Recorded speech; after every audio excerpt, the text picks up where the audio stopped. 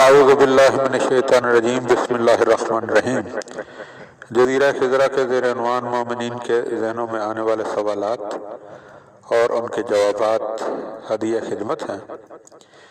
سوال ہے کہ دنیا میں مختلف مذاہب کے آنے کا مقصد یہ تھا کہ انسانوں کے درمیان جو اختلافات ہیں وہ ختم ہوتے اور اجتماعی منصفانہ قوانین مرتب ہوتے، تو آخر ان مذاہب نے ان کو نافذ کرنے کی اپنی ذمہ داری کیوں نہیں پوری کی اور دنیا کے لوگوں کو بد امنی اور بے سر و سامانی سے نجات کیوں نہیں دلوائی؟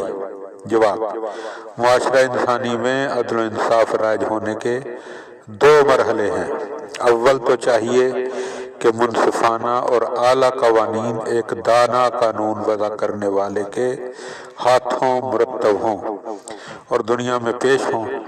یہ اول مرحلہ انبیاء علیہ السلام اور خصوصاً حضرت محمد مصطفیٰ صلی اللہ علیہ وآلہ وسلم کی بعثت کے وسیلے سے انجام پایا۔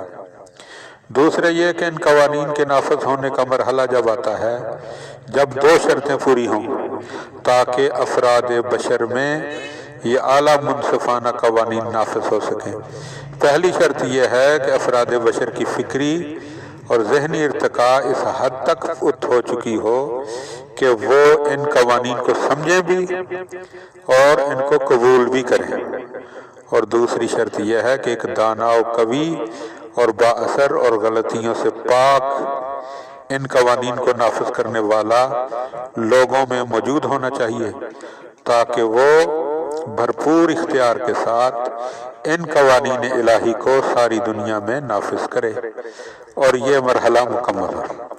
چونکہ ابھی تک معاشرہ انسانی میں فکری اور ذہنی ارتقاء اس حد تک نہیں پہنچی، یعنی پہلی شرط پوری نہیں ہوئی، حالانکہ دوسری شرط پوری ہو چکی تھی، یعنی لوگوں میں پیشوایان اسلام علم و عصمت اور قدرت کے ساتھ موجود تھے، مگر زمین ہموار نہ ہونے اور لوگوں کی فکری نشو و نما کے فقدان کی وجہ سے وہ منصفانہ قوانین پوری دنیا میں نافذ نہیں ہو سکے۔